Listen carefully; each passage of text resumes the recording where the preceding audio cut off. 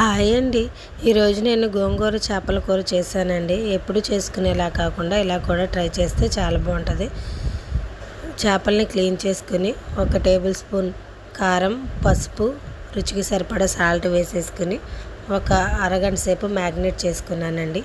Deep ఫ్రైకి సరిపడా oil పెట్టుకుని ఆయిల్ బాగా హీట్ అయిన తర్వాత చేపలను ఫ్రై చేసుకుని పక్కన పెట్టుకున్నాను.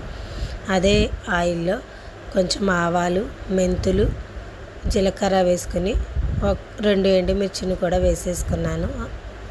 2 ఉల్లిపాయలు కూడా చిన్న ముక్కలుగా కట్ చేసుకుని వేసుకుని అవి ఫ్రై అయ్యాక గోంగూరని క్లీన్ చేసుకుని కట్ చేసుకుని వేసుకున్నాను. గోంగూర అంతా ఉడికిపోయాక అల్లం వెల్లుల్లి పేస్ట్ కూడా వేసేసుకుని దానిలోకి కొంచెం చింతపండు పులుసును కూడా పోసేసుకున్నానండి.